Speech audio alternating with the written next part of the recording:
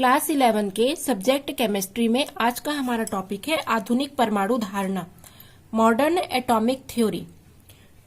Dalton का परमाणु सिद्धांत कुछ कारणों से दोष युक्त हो गया, जिससे वर्तमान में J Thomson, Rutherford, Niels Bohr एवं अन्य वैज्ञानिकों ने नवीन खोजों के आधार पर सुधार किए और आधुनिक परमाणु धारणा के नाम से जिसे हम जानते हैं या हम मॉडर्न एटॉमिक थ्योरी जिसे कह सकते हैं।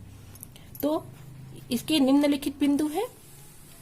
पहला, परमाणु अविभाज्य नहीं है। आप सब जानते हैं, मान के चलिए ये एक क्या है, एटम या परमाणु है। इस परमाणु के केंद्र पर क्या होता है, नाभिक, और इसके चारों ओर क्या होता है, इस नाभिक पर क्या पाए जाते हैं, प्रोटॉन प्लस न्यूट्रॉन, और इसके चारों ओर एक ऋणावेश आवरण होता है, ऋणावेशित कणों का आवरण होता है जिसे हम इलेक्ट्रॉन कहते हैं। तो वैज्ञानिकों ने यह बताया कि परमाणु अविभाज्य नहीं है, अर्थात यह सूक्ष्मतम कणों जैसे प्रोटॉन, न्यूट्रॉन और इलेक्ट्रॉन से मिलकर बने हुए हैं।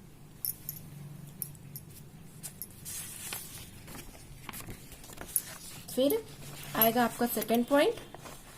सेकंड पॉइंट ये है, एक ही तत्व के सभी परमाणु एक समान नहीं भी हो सकते हैं। डाल्टन ने यह कहा था कि एक ही तत्व के सभी परमाणु समान होते हैं, लेकिन आधुनिक परमाणु धारणा के अनुसार एक ही तत्व के सभी परमाणु आवश्यक नहीं है कि एक समान हो, वो भिन्न भिन्न भी हो सकते हैं, जिन्हें हम समस्थानिक कहते हैं। जैसे क्लोरीन के दो समस्थानिक प्रकृति में पाए जाते हैं, एक क्लोरीन 35 और एक क्लोरीन 37। उसी प्रकार हाइड्रोजन के 3 समस्थानिक पाए जाते हैं, लेड के 2 समस्थानिक पाए जाते हैं। तो यह बिल्कुल भी आवश्यक नहीं है कि एक ही तत्व के सभी परमाणु सामान्य हों। तीसरा पॉइंट हो जाएगा, भिन्न भिन्न तत्वों के परमाणु द्रव्यमान समान हो सकते हैं। डाल्टन ने कहा था अपने परमाणुवाद में कि भिन्न भिन्न तत्वों के परमाणु के द्रव्यमान भी भिन्न भिन्न होते हैं, लेकिन वर्तमान में अनेक वैज्ञानिकों ने यह धारणा को गलत सिद्ध किया, अर्थात भिन्न भिन्न तत्वों के परमाणु द्रव्यमान भी एक समान हो सकते हैं। जैसे कैल्शियम और ऑर्गन, ये दो भिन्न भिन्न तत्व हैं और इनके परमाणु भार या परमाणु द्रव्यमान 40 होते हैं। तो यह भी एक नई धारणा है। उसके पश्चात, परमाणु हमेशा सरल पूर्ण संख्याओं के अनुपात में ही संयोग करते हैं, तो यह जरूरी नहीं है। जैसे सुक्रोज का सूत्र होता है C12H22O11 में कार्बन का अनुपात 12, हाइड्रोजन का अनुपात 22 और ऑक्सीजन का अनुपात 11 है। तो तीनों का क्रमशः 12:22:11 है, और यह जो अनुपात है वो पूर्ण संख्या का अनुपात नहीं है। तो यह बिल्कुल भी आवश्यक नहीं है कि ऐसा हो कि परमाणु हमेशा सरल पूर्णांक संख्याओं का अनुपात में संयोग करें, यह बिल्कुल भी आवश्यक नहीं है। तो आधुनिक परमाणु धारणा से वह जो डाल्टन का परमाणु सिद्धांत था, उससे नई धारणा को ये प्रदर्शित करता है। इसके पश्चात 5वां पॉइंट हो जाएगा, परमाणु अविनाशी नहीं है। बहुत से नाभिकीय अभिक्रियाओं में नाभिक का जो द्रव्यमान होता है, जो निश्चित द्रव्यमान होता है, वो अल्फा, बीटा और गामा किरणों के रूप में ऊर्जा में परिवर्तित हो जाता है, जिससे नए तत्व बनते हैं, और इसे क्या कहा जाता है, तत्वांतरण। अतः परमाणु अविनाशी नहीं है, इस बात की पुष्टि होती है। जैसे एग्जाम्पल देखेंगे, नाइट्रोजन के परमाणुओं पर यदि हम अल्फा विकिरणों की बौछार करें या बमबारी करें तो वह ऑक्सीजन परमाणु में परिवर्तित हो जाता है। इसी प्रकार से यदि हम यूरेनियम 235 और ये 92, इस पर यदि हम न्यूट्रॉनों की बौछार करें तो वह इसे प्लूटोनियम अर्थात 239 और 94 इसमें क्या करता है, परिवर्तित कर देता है। तो इससे इस बात की सिद्धि होती है कि जो परमाणु होते हैं वो अविनाशी नहीं होते हैं। और अंतिम है परमाणु सिद्धांत कि परमाणु एक सूक्ष्मतम कण है जो रासायनिक अभिक्रियाओं में भाग लेता है। तो हम सबको पता है परमाणु कई अपरमाणविक कणों से मिलकर के बना होता है, फिर भी यह एक सूक्ष्मतम कण है और यह रासायनिक अभिक्रियाओं में भाग लेता है। तो इस प्रकार से आधुनिक परमाणु की जो धारणा है उसे यहाँ पर प्रदर्शित किया गया है। आप लोग इसका नोट्स बना लेंगे। उसके पश्चात हम अगला टॉपिक पढ़ेंगे परमाणु द्रव्यमान। परमाणु द्रव्यमान नेक्स्ट टॉपिक पढ़ेंगे हम परमाणु द्रव्यमान कि परमाणु द्रव्यमान किसे कहेंगे। तो हम सबको पता है कि परमाणु एक अत्यंत सूक्ष्म कण है। बहुत छोटे छोटे कणों के जब मिलते हैं तो एक अणु का निर्माण होता है। लेकिन क्या परमाणु के जो द्रव्यमान है उनकी गणना करना संभव है? प्रकृति में जितने भी तुलाएं, सुग्राही तुला या जो भी ग्राम, ये सब बहुत बड़ी राशि हो जाती है एक परमाणु को मापने की या उसके गणना के लिए। तो उसके गणना के लिए हमको एक मानक तत्व की आवश्यकता होती है जिससे हम परमाणु द्रव्यमान की गणना आसानी पूर्वक कर सके। तो परमाणु द्रव्यमान को गणना करने के लिए हम परमाणु को इकाई पैमाने के रूप में व्यक्त करते हैं और उस इकाई परमाणु को हम AMU से दर्शाते हैं, अर्थात एटॉमिक मास यूनिट। इस इकाई के द्वारा हम परमाणु के द्रव्यमान की गणना कर सकते हैं। जैसे मान के चलिए एग्जाम्पल लेते हैं, हाइड्रोजन का परमाणु द्रव्यमान 1.008 है, तो इसे हम AMU से दर्शाएंगे। या यदि कार्बन का यदि हम लेंगे 12 है तो उसे हम 12 AMU कहेंगे।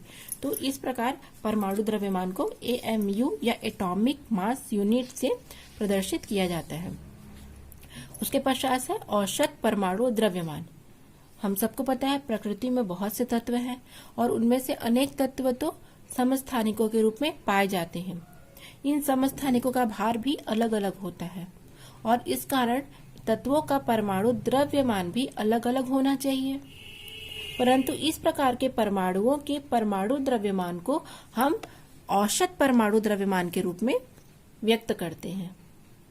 तो इस प्रकार से औसत परमाणु द्रव्यमान की जो सूत्र हो जाएगा उसे किस प्रकार से करेंगे हम प्रदर्शित। औसत परमाणु द्रव्यमान बराबर तत्व के सभी समस्थानिकों का परमाणु द्रव्यमान का योग अपॉन समस्थानिकों की संख्या। इसे हम एक उदाहरण के माध्यम से समझते हैं। मान लीजिए क्लोरीन के 2 समस्थानिक हैं, क्लोरीन 35 और क्लोरीन 37, जो प्रकृति में 3:1 के अनुपात में पाए जाते हैं। तो क्लोरीन का हमको औसत परमाणु द्रव्यमान निकालना है।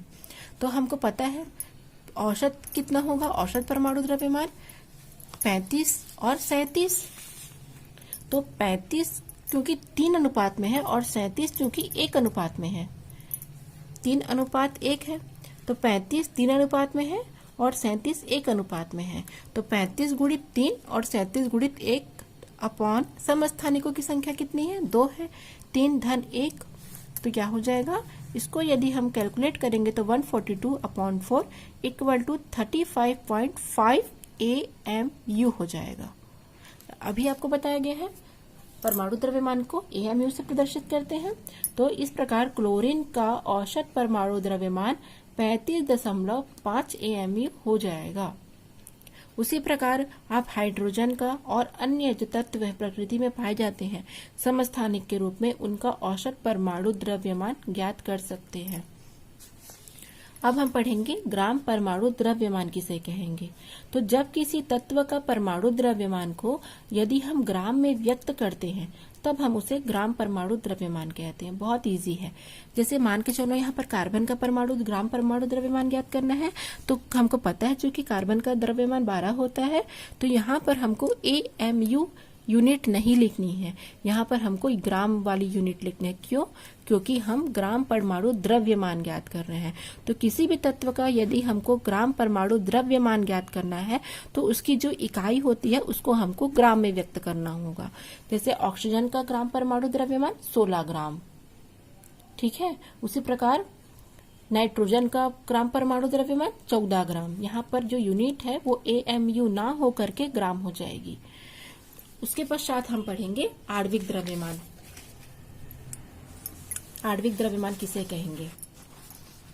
आणविक द्रव्यमान किसे कहेंगे? किसी अणु का आणविक द्रव्यमान वह संख्या होती है जो यह प्रकट करती है कि उसका कार्बन 12 परमाणु के 1/12वें भाग से वह कितना गुना भारी है।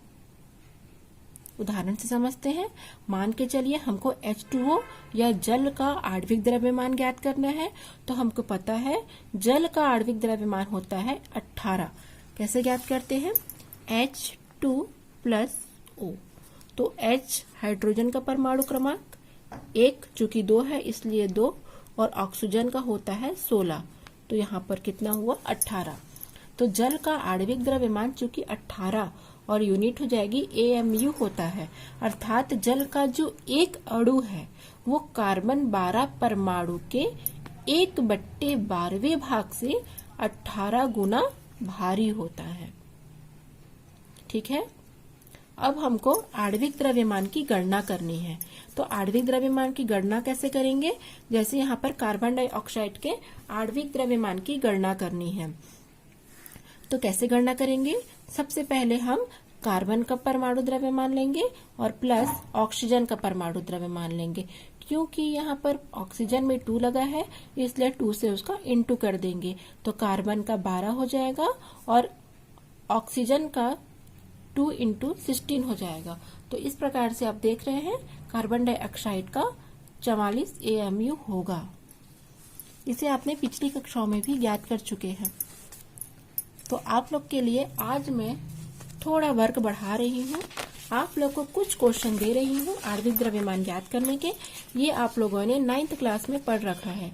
तो आप calcium carbonate, nitric acid, glucose और सल्फ्यूरिक एसिड का आणविक द्रव्यमान की गणना करेंगे। सब में परमाणु द्रव्यमान लगाएंगे और जितनी यहाँ पर संख्याएं दी गई है उससे इंटू करके आणविक द्रव्यमान ज्ञात करके मुझे बताएंगे, और कुछ भी डाउट होने पर आप मुझे कमेंट्स करेंगे।